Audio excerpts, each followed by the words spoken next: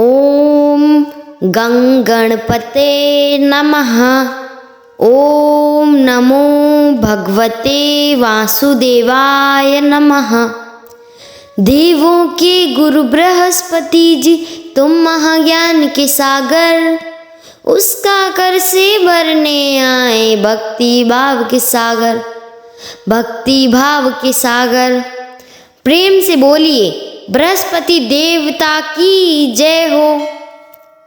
प्रिय भक्तगण, आज सभी को गुरु बृहस्पति जी की कथा का श्रवण कराएंगे, जो सुनने मात्र से आपके जीवन में सुख समृद्धि और धन की वर्षा होगी।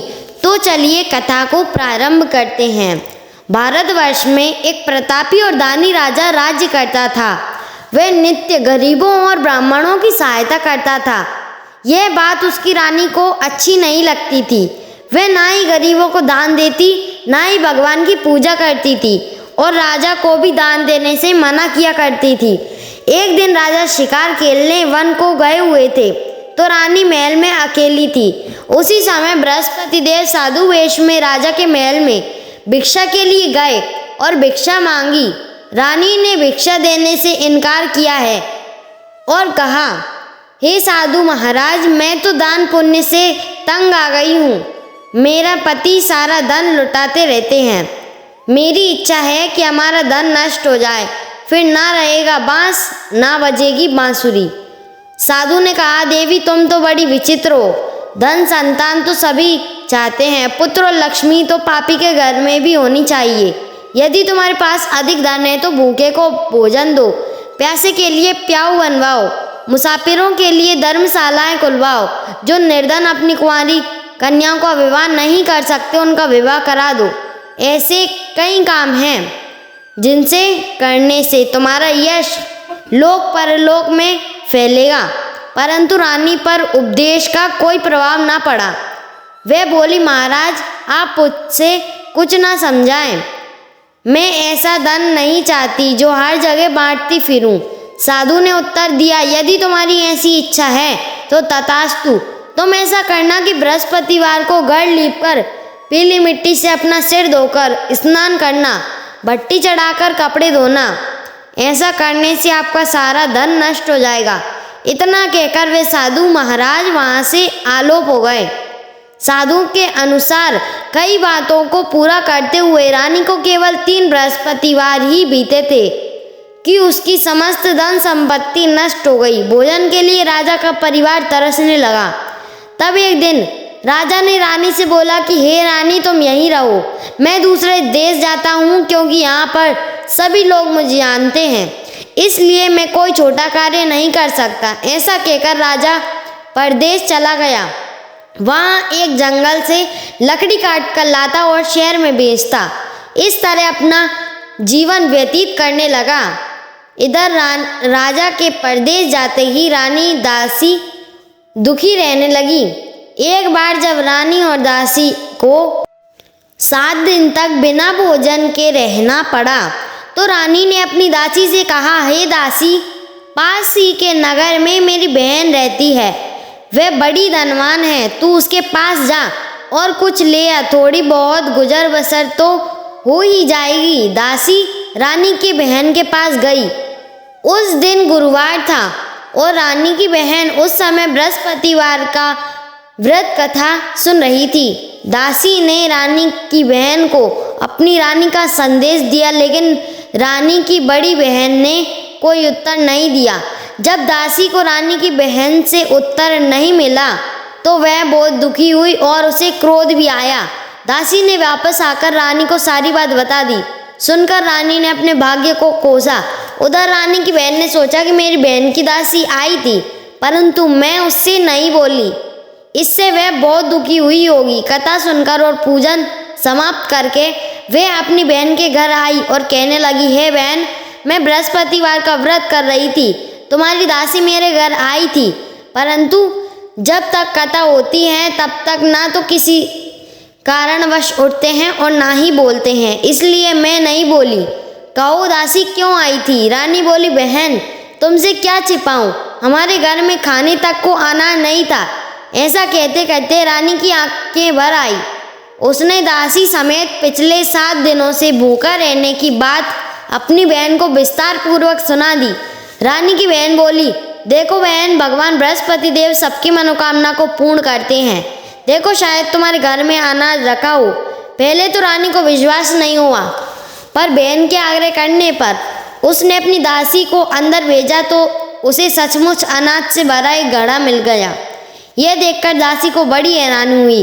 दासी ने कहने लगी, हे रानी, जब हमको भोजन नहीं मिलता तो हम व्रत ही तो करते हैं, इसलिए क्यों ना इससे व्रत और कथा की विधि पूछ ली जाए ताकि हम भी व्रत कर सकें। तब रानी ने अपनी बहन से बृहस्पतिवार के व्रत कथा के बारे में पूछा।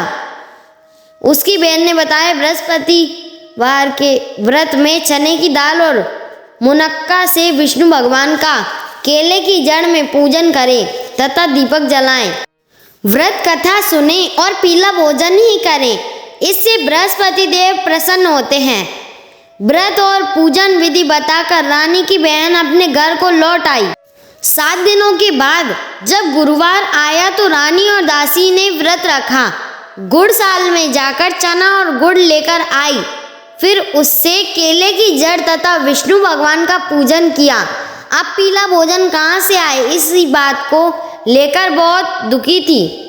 चूंकि उन्होंने व्रत रखा था, इसलिए बृहस्पति देव उनसे प्रसन्न थे। इसलिए वे एक साधारण व्यक्ति का रूप धारण कर 2 थालों में सुंदर पीला भोजन दासी को दे गए। भोजन पाकर दासी प्रसन्न हुई और फिर रानी के साथ मिलकर भोजन ग्रहण किया। उसके बाद वे सभी गुरुवार को व्रत और पूजन करने लगी। बृहस्पति भगवान की कृपा से उनके पास फिर से धन संपत्ति आ गई, परंतु रानी फिर से पहले की तरह आलस्य करने लगी।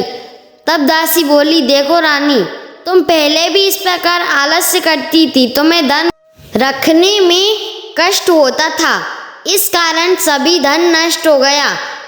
और अब जब भगवान बृहस्पति की कृपा से धन मिला है तो तुम्हें फिर से आलस्य होता है।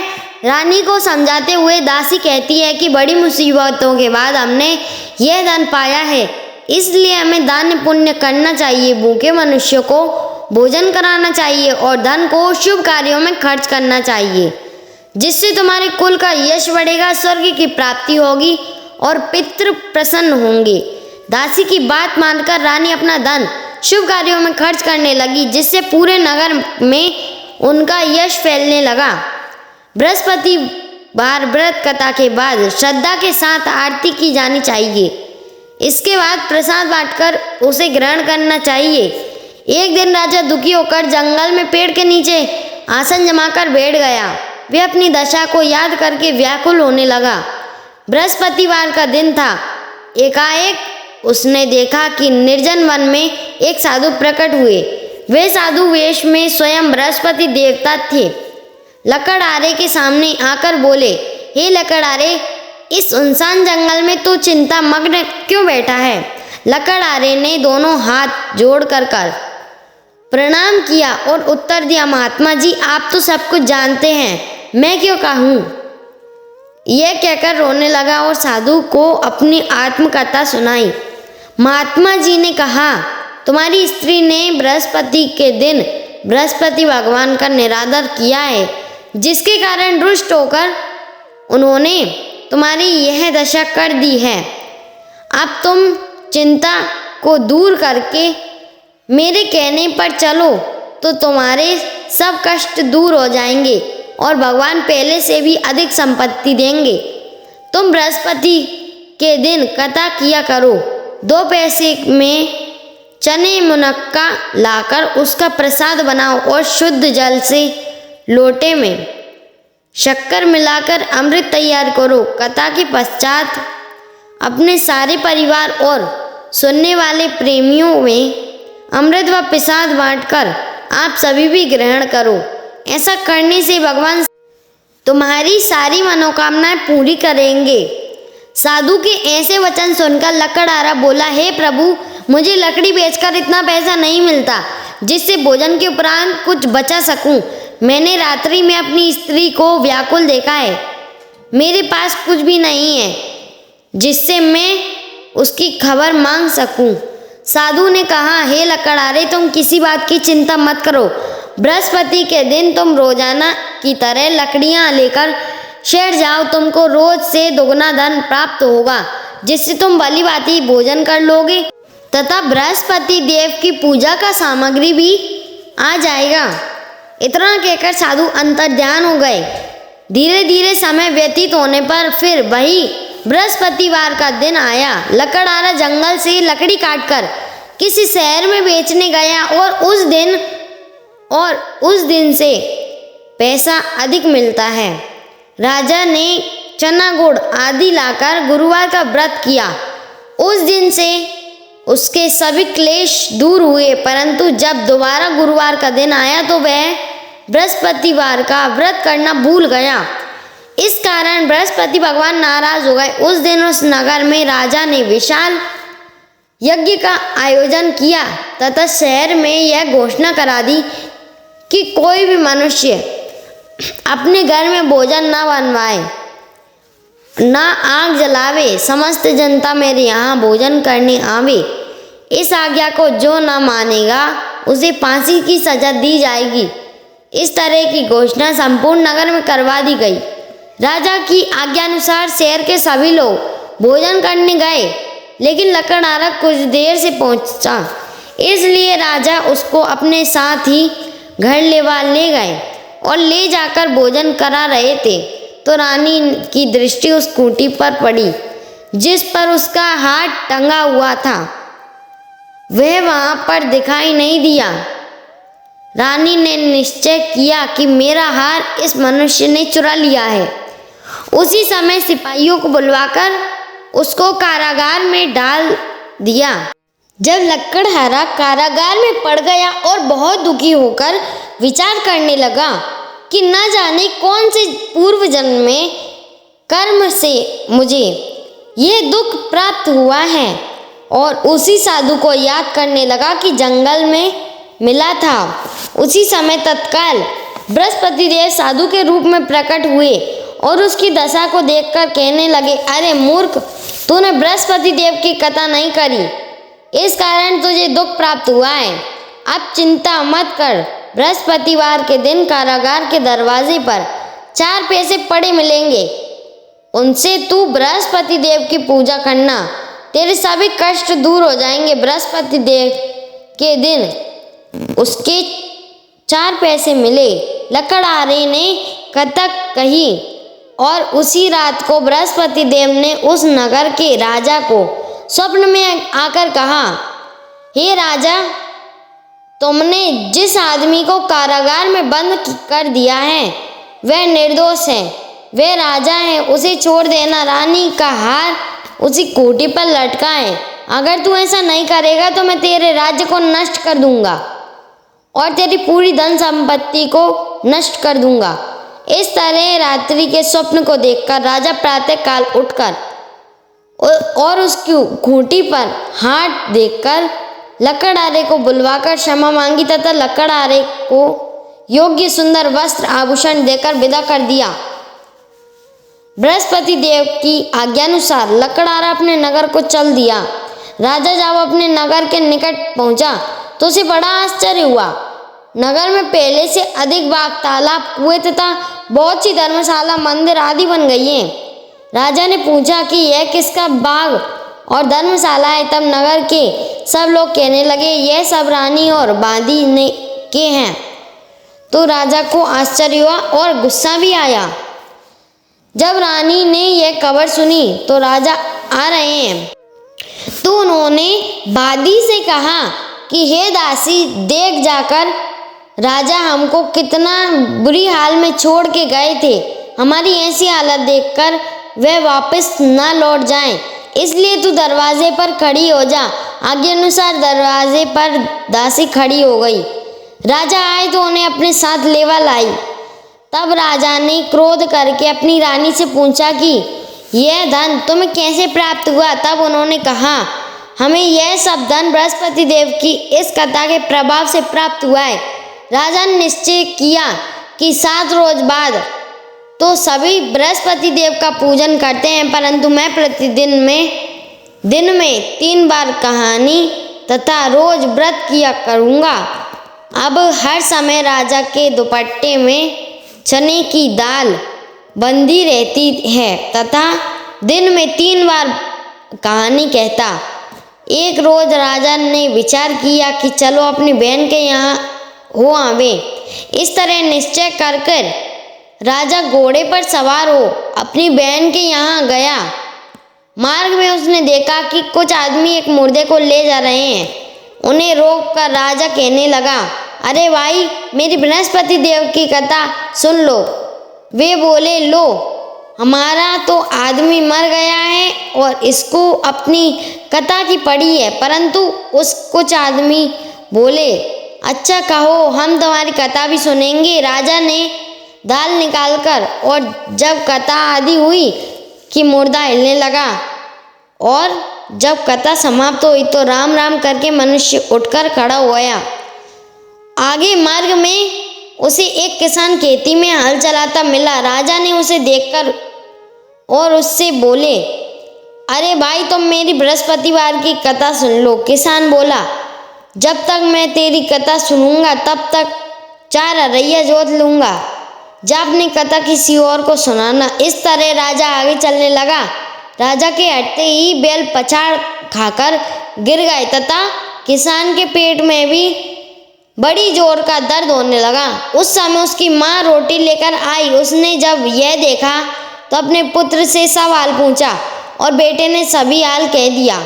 तो बुढ़िया दौड़ी दौड़ी उस घुड़सवार के पास गई और उससे बोली कि मैं तेरी कथा सुनूंगी, तू कहना, लेकिन मेरे खेत में चलकर ही कहना। राजा ने बुढ़िया के खेत पर जाकर कथा कही, जिसके सुनते ही वह बैल उठकर खड़े हुए तथा किसान के पेट में दर्द भी बंद हो गया। राजा अपनी बहन के घर पहुंचा। बहन ने भाई की खूब मेहमानी की।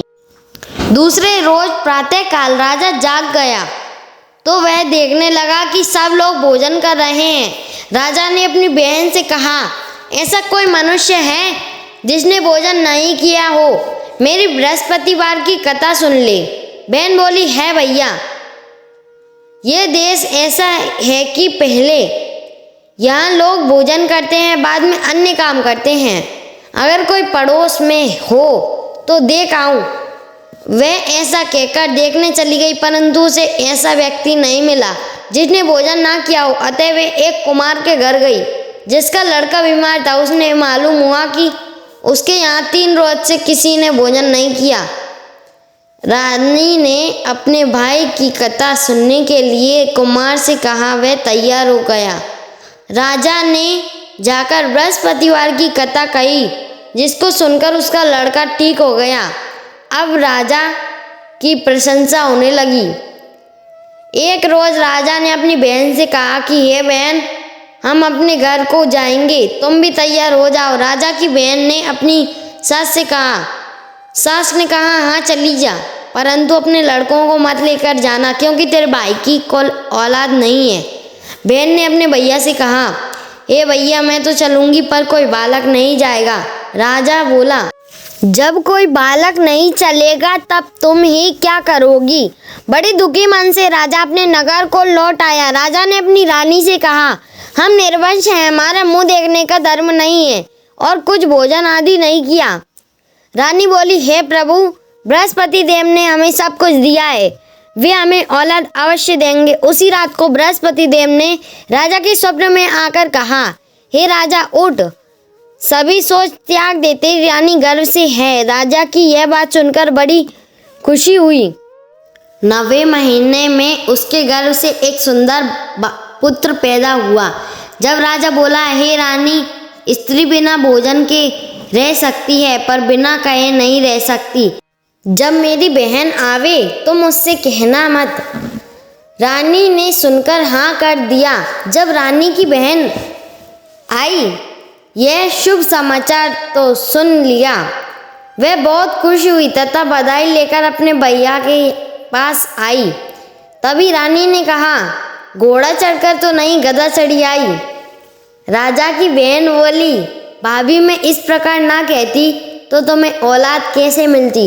बृहस्पति देव ऐसे ही हैं, जैसी जिनके मन में कामनाएं हैं सभी को पूर्ण करते हैं। जो सद्भावना पूर्वक बृहस्पति का व्रत करता है एवं कथा पढ़ता या सुनता है अथवा दूसरों को सुनाता है, बृहस्पति देव उनकी सभी मनोकामनाएं पूर्ण करते हैं। भगवान बृहस्पति उनकी सदैव रक्षा करते हैं। संसार में जो मनुष्य सद्भावना से भगवान की पूजा करता है, व्रत सच्चे हृदय से करता है, तो उनकी सभी मनोकामनाएं पूर्ण होती हैं। जैसी सच्ची भावना से रानी और राजा ने उनकी कथा का गुणगान किया तो उनकी सभी इच्छाएं बृहस्पति देव जी ने पूर्ण की थी। इसलिए पूर्ण कथा सुनने के बाद प्रसाद लेकर जाना चाहिए। हृदय से उनका मनन करते हुए जयकारा बोलना चाहिए। बोलो बृहस्पति देवता की जय, भगवान विष्णु की जय। बृहस्पति देव की कथा। प्राचीन काल में एक ब्राह्मण रहता था। वह बहुत निर्धन था, उसकी कोई संतान नहीं थी। उसकी स्त्री बहुत मलिनता के साथ रहती थी, न वह स्नान करती, किसी देवता का पूजन भी नहीं करती थी। इससे ब्राह्मण देवता बड़े दुखी थे। बेचारे बहुत कुछ कहते थे किंतु उसका कोई परिणाम न निकला। भगवान की कृपा से ब्राह्मण की स्त्री के कन्या रूपी रत्न पैदा हुआ। कन्या बड़ी होने पर प्रातः स्नान करके विष्णु भगवान का जाप हुआ, बृहस्पतिवार का व्रत करने लगी। अपने पूजन पाठ को समाप्त करके विद्यालय जाती तो अपनी मुट्ठी में जौ भर के ले जाती और पाठशाला के मार्ग में डालती जाती। तब ये जौ स्वर्ण के जो जाते लौटते समय उनको बीनकर घर ले आती थी। एक दिन वह बालिका सूप में उस सोने के जौ को फटक कर साफ कर रही थी कि उसके पिता ने देख लिया और कहा, हे बेटी, सोने की जौ के लिए सोने का सूप होना चाहिए। दूसरे दिन बृहस्पतिवार था।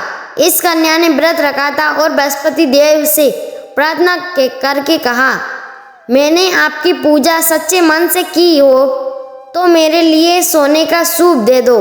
बृहस्पति देव ने उसकी प्रार्थना स्वीकार कर ली। रोजाना की तरह वह कन्या जौ फैलाती हुई जाने लगी। जब लौटकर जौ बीनकर ला रही थी तो बृहस्पति देव की कृपा से सोने का सूप मिला। उसे वह घर ले आई और उसमें जौ साफ करने लगी, परंतु उसकी माँ का वही ढंग था। एक दिन की बात है कि वह कन्या सोने के सूप में जौ फटक कर साफ कर रही थी।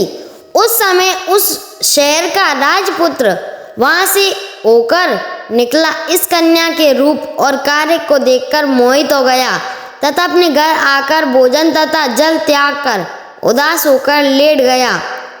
राजा को इस बात का पता लगा तो अपने प्रधानमंत्री के साथ उसके पास गए और बोले, हे बेटा, तुम्हें किस बात का कष्ट है? किसी ने अपमान किया है अथवा और कारण हो सो हमसे कहो, मैं वही कार्य करूँगा जिससे तुम्हें प्रसन्नता हो। अपने पिता की राजकुमार ने बात सुनी तो वह बोला, मुझे आपकी कृपा से किसी बात का दुख नहीं है। किसी ने मेरा अपमान नहीं किया है, परंतु मैं उस लड़की से विवाह करना चाहता हूँ जो सोने के सूप में जौ फटक कर साफ कर रही थी। यह सुनकर राजा आश्चर्य में पड़ा और बोला, हे बेटा, इस तरह की कन्या का पता तुम ही लगाओ, मैं उसके साथ तेरा विवाह अवश्य करवा दूंगा। राजकुमार ने उस लड़की को घर का पता लगवाया। तब मंत्री उस लड़की के घर गए और ब्राह्मण देवता को सभी हाल बतलाया। ब्राह्मण देवता राजकुमार के साथ अपनी कन्या का विवाह करने के लिए तैयार हो गए तथा विधि विधान के अनुसार ब्राह्मण की कन्या का विवाह राजकुमार के साथ हो गया। कन्या के घर जाते ही पहले की बात ही उस ब्राह्मण देवता के घर में गरीबी का निवास हो गया था। अब भोजन के लिए भी अन्न बड़ी मुश्किल से मिलता था। एक दिन दुखी होकर ब्राह्मण देवता अपनी पुत्री के पास गए। बेटी ने पिता की दुखी अवस्था को देखा और अपनी माँ का हाल पूछा। तब ब्राह्मण ने सभी हाल कहा। कन्या ने बहुत सा धन देकर अपने पिता को विदा कर दिया। इस तरह ब्राह्मण का कुछ समय सुखपूर्वक व्यतीत हुआ। कुछ दिन बाद फिर वही हाल हो गए।